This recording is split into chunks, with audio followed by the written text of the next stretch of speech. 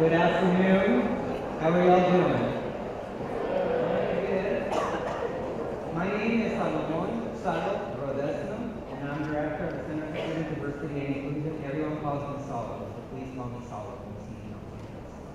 I would like to extend a warm welcome today as we welcome all of you to John Carroll. You've been in this room twice, I believe. My office is responsible for cultural student programming and student services. And we're happy to co-sponsor today's event and also tomorrow's Harry Potter and the Cosmic Bowling Ball, and I hope some of you get to go with us. Today's program, though, is about demonstrating our campus's commitment to the learning goals of character, leadership, and service. Today we have 5 student panelists from a variety of backgrounds who have shared an understanding of how important diversity is through empathy, connection, and inclusion, especially in these challenging times in our country.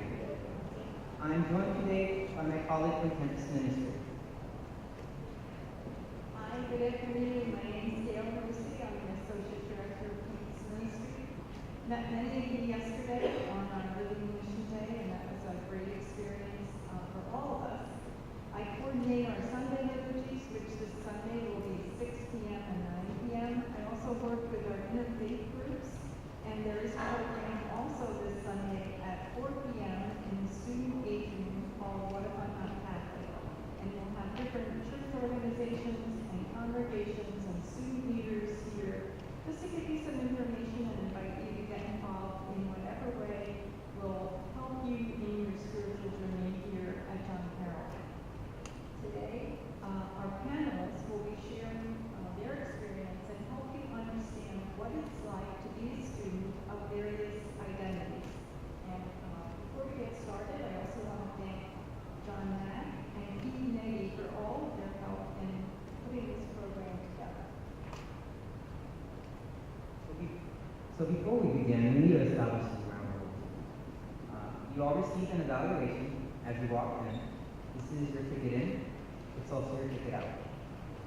Behind that evaluation are instructions on how you can ask us questions throughout the panel.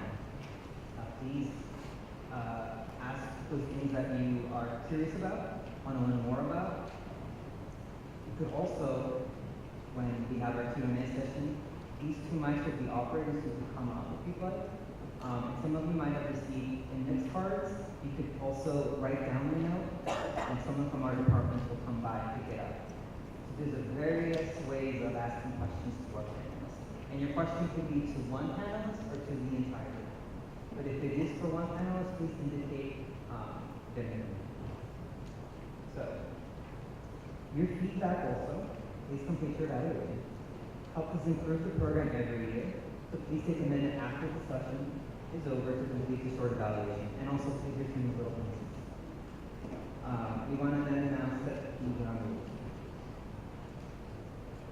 So the first ground rule is one that you'll be using all throughout your time at John Carroll. It is simply this: respect. Treat each other and the panelists with respect, even if you disagree. Our second ground rule is openness. The panelists will speak honestly from their experiences. Even though they belong to several identity groups, they do not speak for all of the members of their groups. If someone offends you, let the panelists finish, and then use the Q&A session or your evaluation to share your point of view with us. Education. So our panelists are not experts, they are students just like you, and they come to share their particular personal experiences. They're here to help you learn and grow in meaningful ways at JCU. Privacy. The panelists will be speaking for themselves, and their stories are first and foremost theirs. Please feel free to share what you've learned, but not recite it. Can we get agreement on those ground rules? Thank you. So, and now the panelists will introduce themselves. The panelists, you can come out.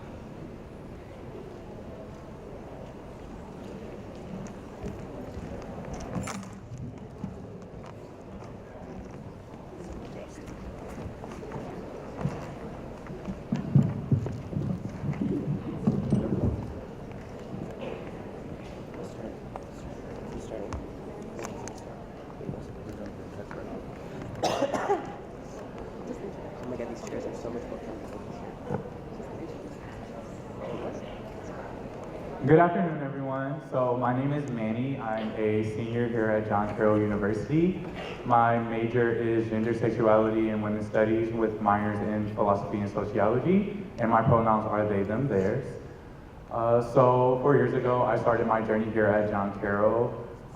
For me, I didn't necessarily think of John Carroll as one of my choices my senior year of high school, specifically because I didn't necessarily know of this school as an option for me specifically, but I started getting involved with the Diversity Center of Northeast Ohio, and they have a spring conference here every spring, and I came here and saw the campus. It was beautiful, had a tour, and I really liked it, applied, and here I am.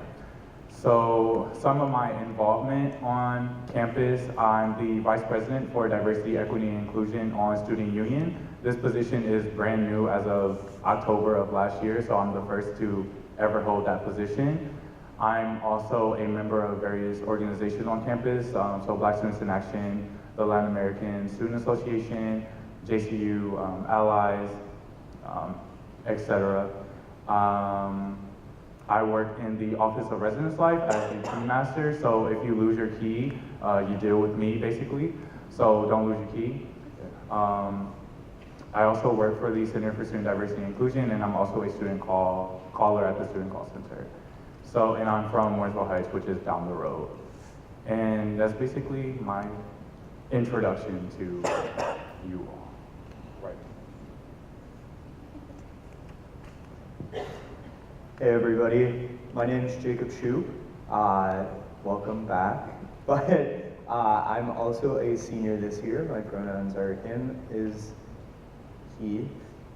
On campus, I am the Vice President of Lambda Chi Alpha Fraternity. I'm a tour guide. I do some work with campus ministry, leading retreats and immersion trips. I'm also the President of Student Union. So hopefully I'll get to know y'all a little bit more. From Mercer, Pennsylvania, which is a small little like farm town about an hour north of Pittsburgh. Hi, I'm Nicholas Abdallah. I'm a senior also. I'm graduating in December, and then I'm heading to medical school next July. I'm studying biology. I'm in Delta Tau Delta fraternity, and I'm the president of Hillel, which is the Jewish Student Association here at John Carroll. And I'll get into a bit more on that when I give my talk. All right, so I'm Katie. I'm also a senior studying history and communications. I'm from Twinsburg, Ohio, about a half hour from here. I'm a member of JCU LGBTQ Allies and a member of the Committee on Diversity, Equity, and Inclusion. That's about it. And I'm Zakia. My friends call me Zach. I'm currently the president of the Black Students in Action here on campus. I'm sorry, this is my last year, just like everyone else on the panel. I'm on the student union as well. I'm the senator for the class of 2019. I am also an event coordinator for the Student Union Programming Board. So all of the late night events that we'll have on campus this fall, I'm a part of the process helping to coordinate those and plan and pay for those types of things. I'm also a supervisor at the Student Call Center. And I used to work in the Center for Student Diversity and Inclusion. That's about it.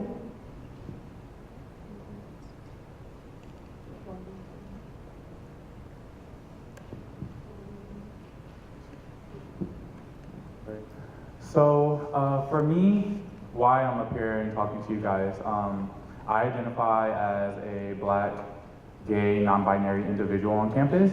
And this campus really helped me discover a lot of myself and identity development. So a story I'll share with you guys. My first year, I lived in a triple in Campion, and I wasn't necessarily out to my roommates, and it was about October, and one of them asked me while I was doing homework in my bed if I was gay, and I said yes. And then a couple of days later, he came up to me and said he doesn't feel comfortable with me being in the room. So because of that situation, I decided to go through the room change process, but unfortunately it was too late in the semester for me to get out of the room. So I was forced to stay in the room until the end of the semester until I was able to move out of the room. And I didn't feel comfortable in the room, so I ended up sleeping around campus in lounges and other things like that, like pulling all-nighters all the time. Because of that, I had like the best GPA of my college career, but besides that, it was very unhealthy. So for me, that was very eye-opening, and then the Office for Residence Life was really helpful with making sure I felt safe in my new space. And then in this past year, I developed my gender identity as non-binary. For me, I thought I was cisgender, which means identifying as the gender that's assigned to you at birth.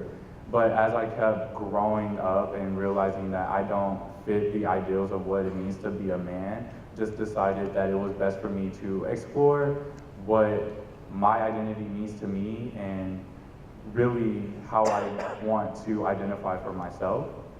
So I came across the term non-binary in one of my courses through my major and decided to do some research on my own and thought that this was the best fit for me and changed my pronouns in last September. So for about a year, I've been this person that I've always should have been, but because of social constructs, haven't been able to be. So this campus really was open to accepting me for who I was and not for who society wanted me to be, which is really one of the reasons why I'm still here. And of course, getting involved, meeting new people, meeting people who have or share the same values as you was really helpful as well.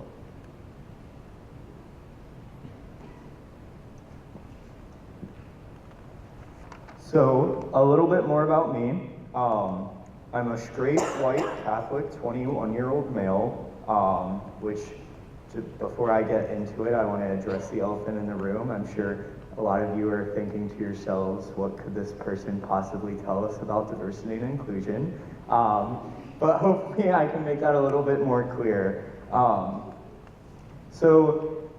In addition to some of the other things I do around campus, I love all things John Carroll. So I could definitely talk about it for like hours on end, but I was given a little bit of a time limit, so I'll make this a little more brief.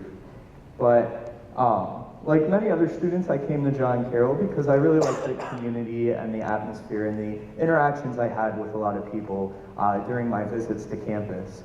But at the beginning of my time here, it was especially hard because I really didn't know many people. I didn't take the time to go out of my comfort zone. I really just kind of spent time in my room watching Netflix or working on homework. And it really wasn't until I began to get involved or surround myself with people who would push me outside my comfort zone that I really began to love my time here at John Carroll. And honestly, if you would have told me when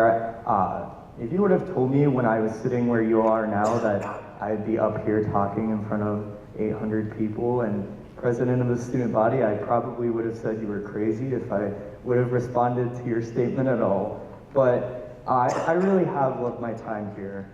And being completely honest, like being shy and quiet as I was, really kept me from loving John Carroll as much as I do now. So the best piece of advice I could give to you is push yourself outside of your comfort zone a little bit and get involved on campus.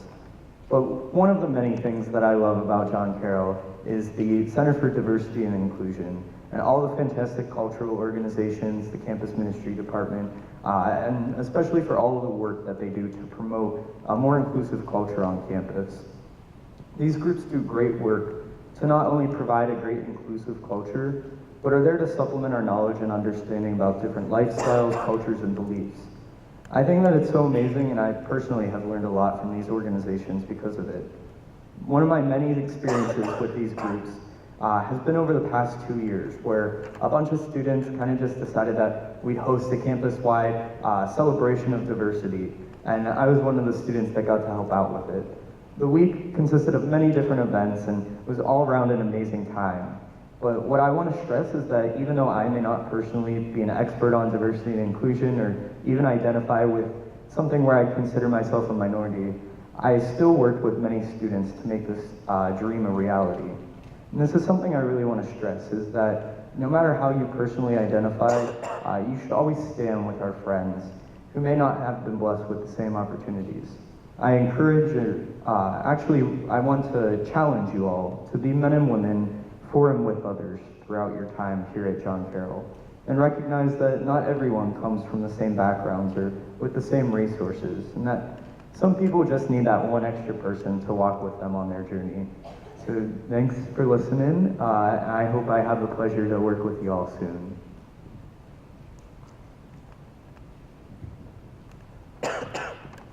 All right, so I definitely did not think I was gonna end up at John Carroll. I was raised Catholic, but always went to public school, so a Catholic conservative university didn't always appeal to me. And I don't really know why I ended up here, honestly. It was kind of like the best mistake I ever made. But I ended up here, and the summer before, I was pretty nervous, coming from my background and identifying as lesbian, coming to what I believe to be more of a closed-minded university. But I actually soon realized that was completely wrong. While I encountered people that way, most of the people that I have chosen to be around, like these guys and other people, are the most amazing people I've ever met. And John Carroll gave me the opportunity to hold leadership positions, which really gave me the opportunity to be something that I didn't know I could. I never really saw myself as a leader or like the ability to have a voice. But as soon as I got here, the best decision I made was going straight into getting involved. So I immediately started being involved with Student Union Programming Board, with Allies, which is our Gay Straight Alliance on campus, with the radio station. I was a DJ, with the Diversity, Equity, Inclusion Committee, all that stuff. And it made me feel welcome on this campus, and it made me feel like I had a purpose, I had a place. Because before that, I felt like I was basically an outsider. I was part of the minority, as I was outside of the university too.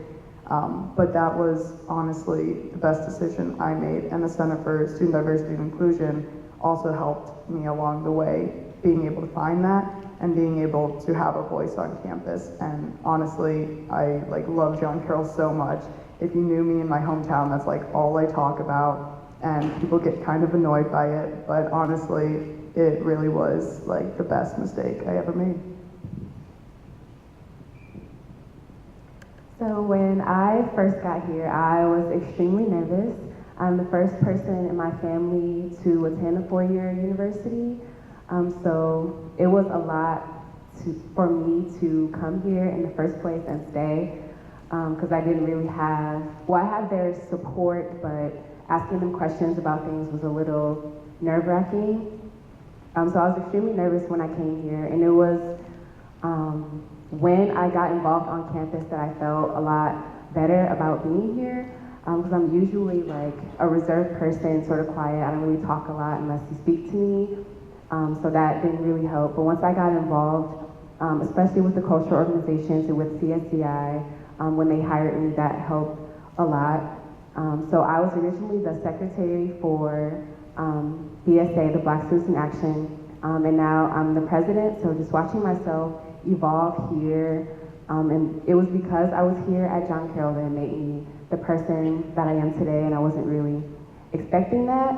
Because when I got here, it was a little bit difficult for me to adjust, being sort of feeling like an outsider in my classes and on campus, because I usually am the only Black person in my classes, and I have been the target of some microaggressions by other students and professors, so that makes it a little bit difficult for me to stay focused, especially studying. And that was when my major was biology, so it was definitely a big load for me to stay focused on that track. But staying here, I found what I love to do and a better major for me, which is political science and philosophy. And when I graduate, I do want to get into public policy, so writing policy to make a better life for us who live in Ohio. So being here, at first it was a little bit difficult, but it's just a matter of, for me, remembering why I came here, and that's for the people back home who don't have this opportunity, and for the people to come, the first years like you all, and people who will come after you too. So yeah, if it was the Jesuit mission and the values, if it was the scenery of the campus, which is really good for me too, why I came, or service, if that's good for you, then just remembering why you're here too, that will keep you grounded, and it definitely did so for me as well.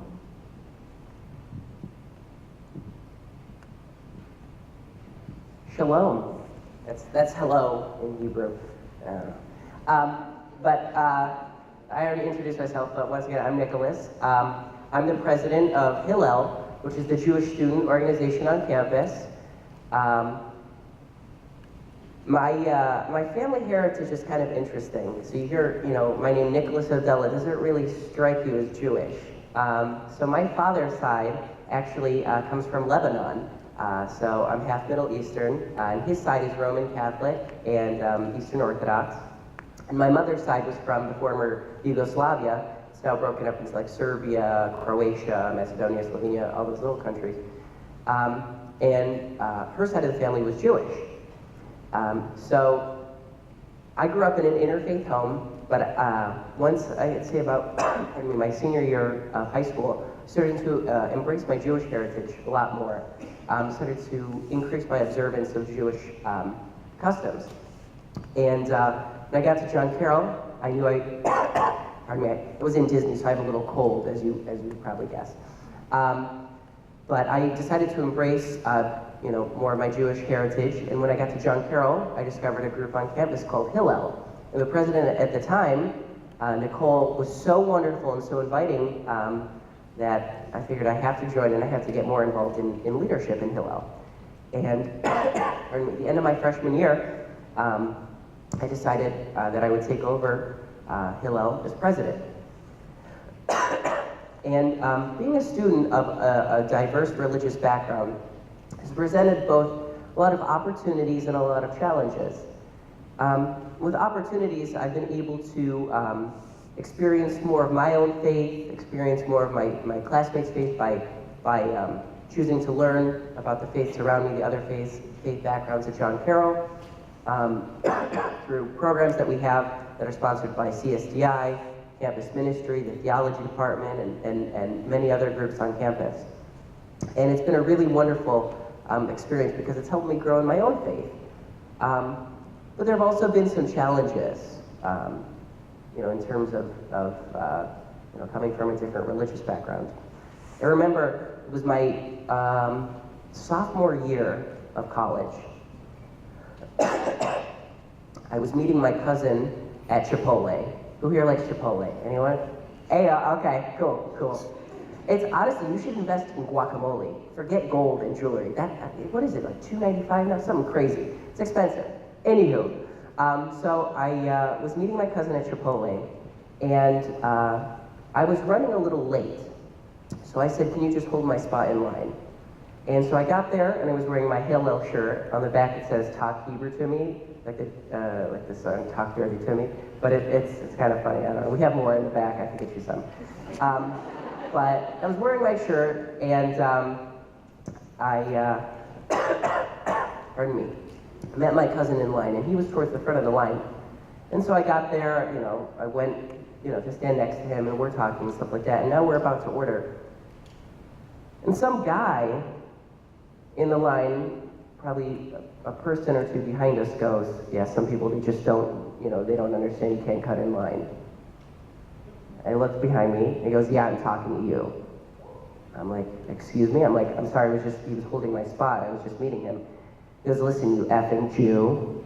He goes, who were you raised by? What are you doing? And I'm like, dude, calm down. I'm a person ahead of you. It's like, we're all gonna get to the same place. And he goes, yeah, you effing Jews, you just don't know. Mind you, no one in Chipotle was saying anything. Not the employees, not the other customers, but my cousin said something. My cousin said, lay off him, like, leave him alone. And he goes, is your fat boyfriend gonna do something? This guy really, really, really had no respect for anyone. And I said, dude, you need to leave us alone. I go, I didn't do anything to you. I go, I don't know why you're talking to me and my cousin like this. And he pushed me against the wall. And I was scared. I was being targeted, not for just, cutting in line, I guess, but for being a Jew. And he went after something that's sacred to me. He didn't go after, the way I look, or the way I talk, or this, that, or the other. He went after my faith and defined my entire being by the fact that I'm Jewish, by the fact that I was wearing a Hillel shirt with Hebrew writing on the back. And that really, pardon me, sorry, and that was really hurtful. And a woman in the back of the line, when I, went to look what was going on, if people were going to react, he said some people weren't raised right. And she goes, yeah, you're right, they weren't. And never stood up for me, but instead joined him in berating me. And it was sad to see that a whole restaurant, you know how busy Chipotle can get at 2 or 3 o'clock, the whole restaurant watched while this happened, and no one stood up. And that's the challenge I present to you. You all as freshmen have the opportunity to change the culture on campus, to change from being passive to being active. You have the power to create an inclusive community here at John Carroll. And you have the power to celebrate each other's diverse backgrounds. So, in the future, something like that goes down at a Chipotle or wherever, Swenson's in the parking lot, I don't know. You have the power to stand up. It doesn't have to be another John Carroll student, but another person who's being targeted or being attacked. You have the power to step up. I want to conclude with a verse by the psalmist David. He writes, Hine matov umana'im sheves achim gam yachad. For those of you that don't speak Hebrew, that means how good and how pleasant is it when we dwell together in unity. Thank you.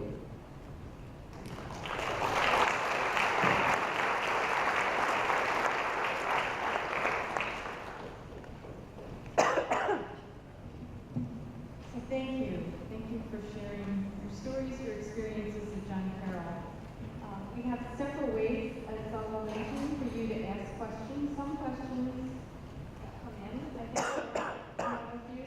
And then anyone who would like to come up to the mic can take one side or the other.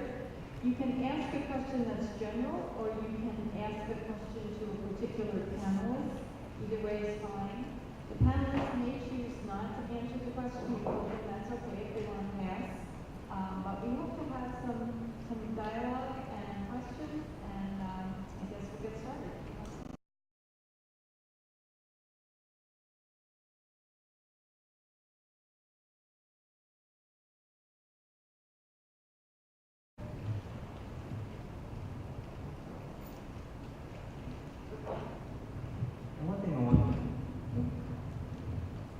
One thing I want to do that I completely forgot is introduce my awesome staff. So I'd like them to stand up because they made this whole event possible. So Natalie Tolerico, who is our graduate assistant, Celinda Relly, who is our administrative assistant, and our new university fellow, Dr. Erin Green. Let's give a round of applause for all the names.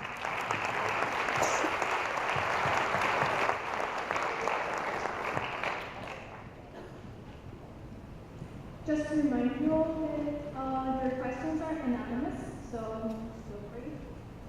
We can start with the first one.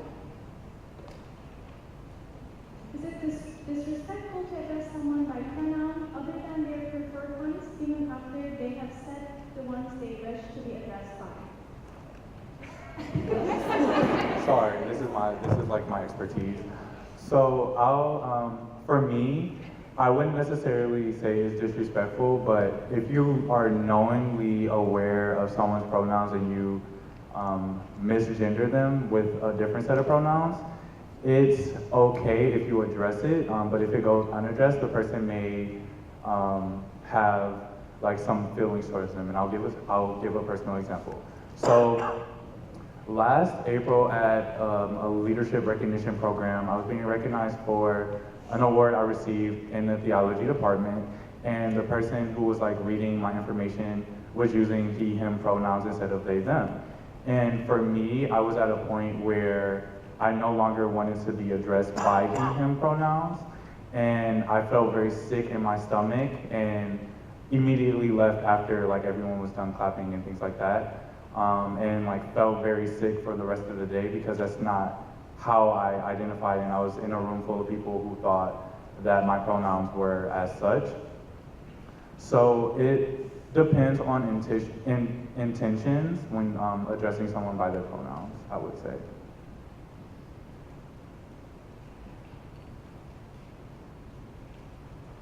The next question is, what are safe zones and what is their purpose around the campus?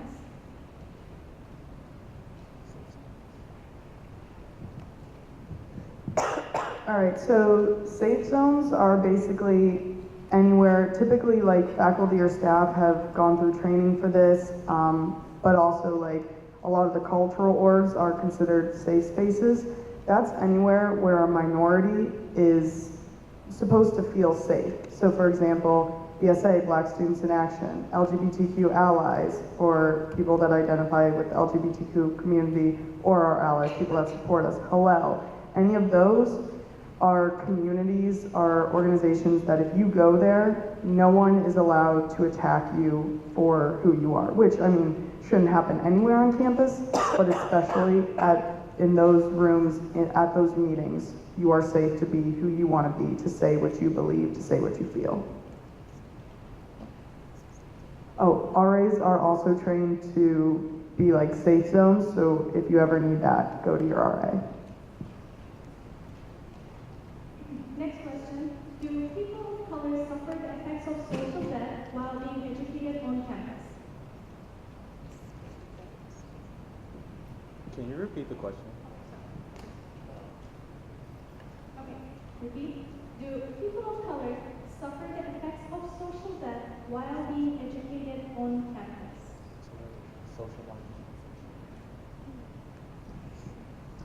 That's a good question. At first, I felt like I was being deprived socially, but after, actually it wasn't until an upperclassman came up to me and invited me to a BSA meeting that I started to feel like I wasn't only being academically educated here. I had a social well-being as well, and I could be myself on campus too.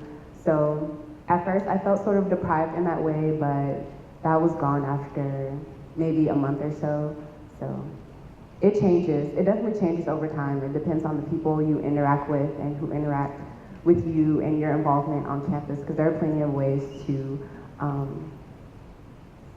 socially be involved. So,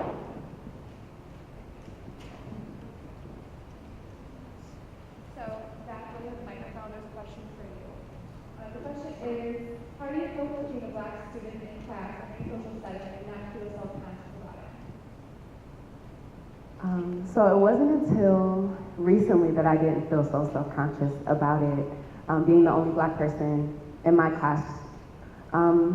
It was difficult at first because I didn't want to be the voice of all Black people ever, because that's sort of what it felt like in that setting, at least for me.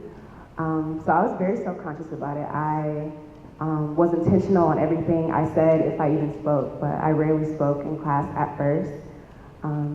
But it wasn't until probably the end of my sophomore year that I really got into myself and I felt a lot better about speaking, and I realized that this was about me. Like, this wasn't about speaking for every other Black person or being the voice of those people, but like, I'm Zakia, this is Zakia's answer, not everyone else's answer. So it takes time and growth, but you can definitely get through it if it's on your mind, and just knowing who you are and having the spaces to be yourself and let those feelings out is definitely key as well. Thank you. Next, but there's a lot, so we're trying to get through them the best that we can. Next question is, are the majority of students around campus typically friendly towards people with diverse backgrounds, considering the predominantly white student body?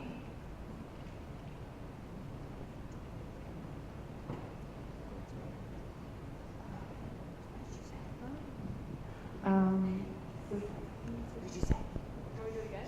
Anyone? No, what'd you say? I'll do it again. students around campus typically friendly towards people with diverse backgrounds, considering the predominantly white student body?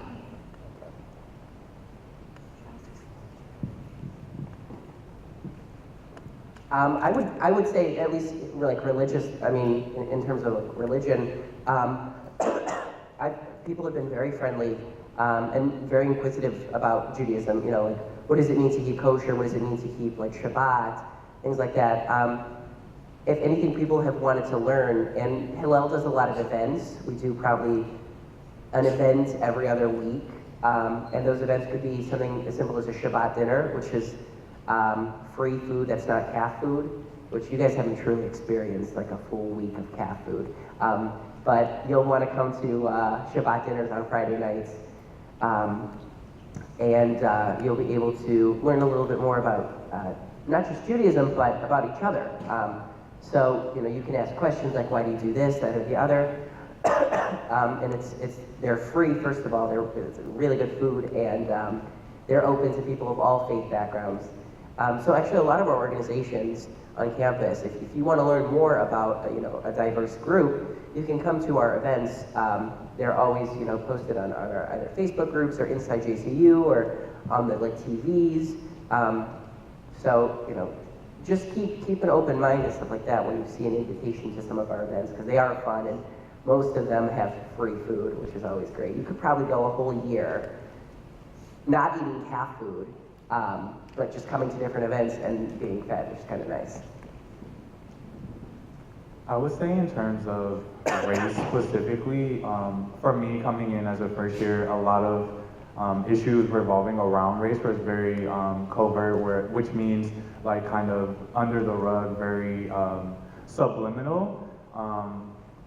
But at one point, my first semester, there was a really big racial, I don't even know how to describe it, like racial movement of like racial demonstration of like understanding the differences between the races on campus, and like what it means to be Black and a student at JCU, and then in the spring, what it means to be Hispanic and a student at JCU. So it was a very interesting first year.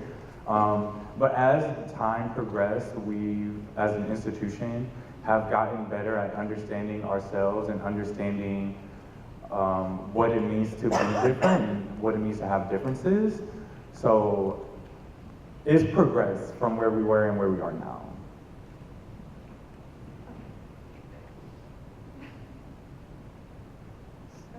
Can we pass it back to Nick for a second?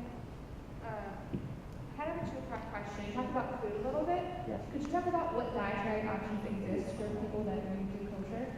First of all. Second part is, can anyone join Hillel if they're not Jewish, or to any of you, can anyone join club that they don't identify with? I'll answer the second one first. Okay. Yes, of course, you can join. Actually, our first event is coming up. So the Jewish New Year, Rosh Hashanah, there's a custom to dip apples in honey. So we take students, whoever wants to go, we drive them over to Patterson Farm, and you can pick as many apples as you want and get a bunch of Insta photos, you know, like #fall, I don't know.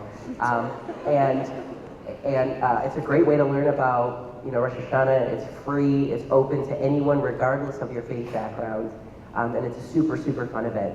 But no, you don't have to identify as any type of background to be members of you know, our organizations. They're inclusive and open to everyone. The first question,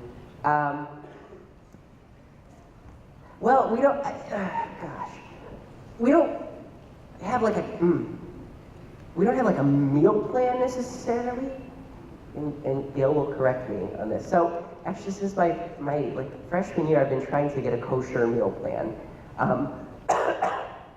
So keeping kosher means, you know, we don't eat pork and shellfish. We don't eat non-kosher meat. We separate meat and dairy. There are a bunch of laws, you know, in keeping kosher. But we have students that both observe halal and also observe kosher.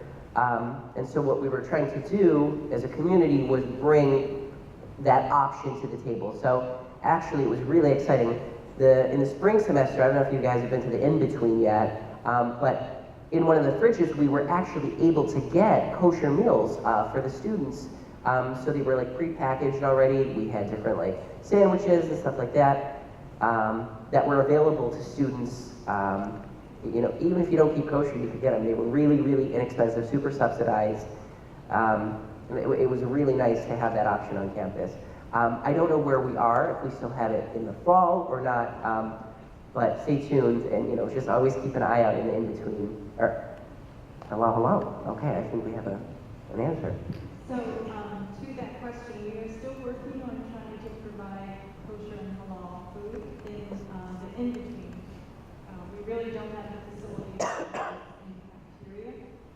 We anticipate that during the second week in September, we will have some options available, and we will definitely let you all know what those options are and how you can get them. Here's your answer. And Gail, you can take those to the dining hall, right? Yeah. If you purchase a meal or a kosher meal in the in-between, you can take it to the dining hall, and I don't specifically keep kosher, but it's my favorite meal in the dining hall. So definitely try it out. It's really good. It's good food. Can one of you just share the names of our cultural student organizations so everyone here knows? Please? Thank you.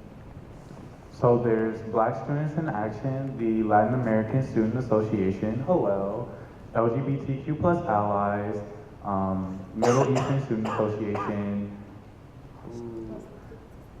Muslim Student Society, African Junior, and I think that's it. Yeah, and I think that's it. Yeah. Asian Pop Culture Club, but I don't think they're through CSDI. They're about to be. Oh, well, they're welcome to CSDI, Asian Pop Culture Club. And I think that's it. Yeah. Okay. Next question is, how can I, as a person in the majority, make a minority feel more comfortable in their setting?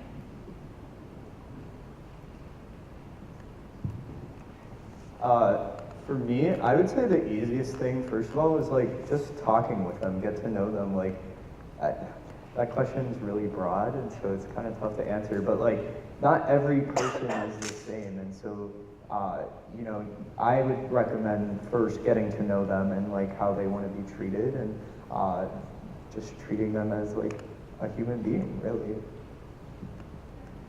I would kind of piggyback off of that, like not treating them as the other, but as one of the same. Because at the end of the day, regardless of how we identify, we're still people, we still share similar experiences. So just talking to, I'll use myself as an example, like talking to me as if I'm one of your peers and not one of the other, or anything of that nature. Being comfortable with, you know, who you are and who they are, and just having casual conversation.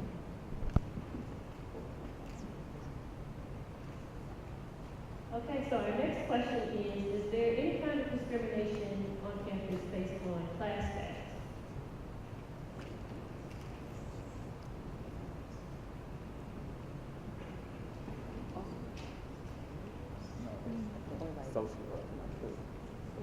You mean socioeconomic class or like junior? Okay. I'm assuming.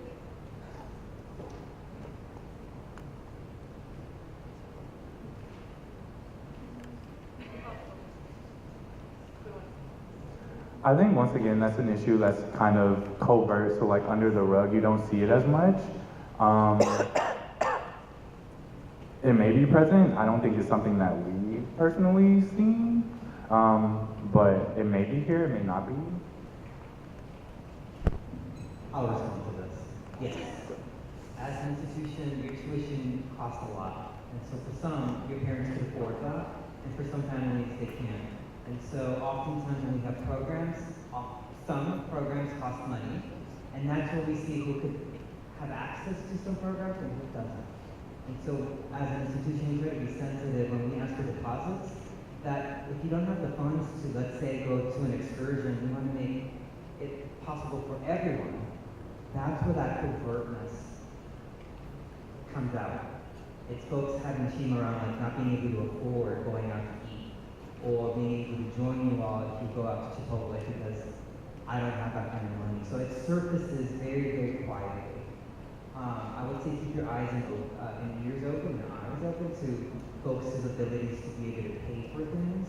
Oftentimes, all the things that are offered through SUPD, through my department, the campus ministry, those are free. They feel free, but you kind of pay for them with the student activity. So you paid for them already, so please go to them. But the other stuff that requires some type of deposit or some type of payment, that's where we see a lot of the class struggle.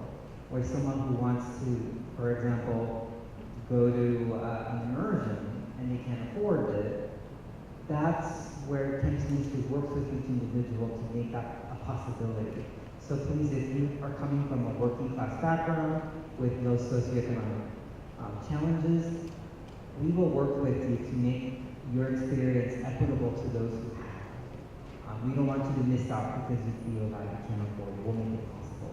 So the folks at campus ministry, CSDI, and also the Office of Financial Aid, we're very sensitive to that. Also the Office of Residence Life picks up on those kind of cues. So with that said, we'll take 2 more questions, but we also haven't seen anyone come forward. So we want to take a moment now, so if anyone wants to come up to any of the mics, to do so. While we're waiting for people to come up, I just wanted to mention that the other religious groups on campus, as was mentioned, Hillel, Muslim Student Society, Orthodox Christian Fellowship, Fellowship of Christian Athletes, Campus Crusade for Christ group, and also Carroll Faith Communities is an umbrella of all different faith organizations. I had heard the term microaggression mentioned. Would you be able to describe some examples of that, and also specifically examples that people might not intend to do? Thank you for asking that. So a microaggression is just, it's a subtle, covert action or behavior or something said that is offensive to another person. So in my experience, the most frequent microaggression that comes my way is people asking to touch my hair.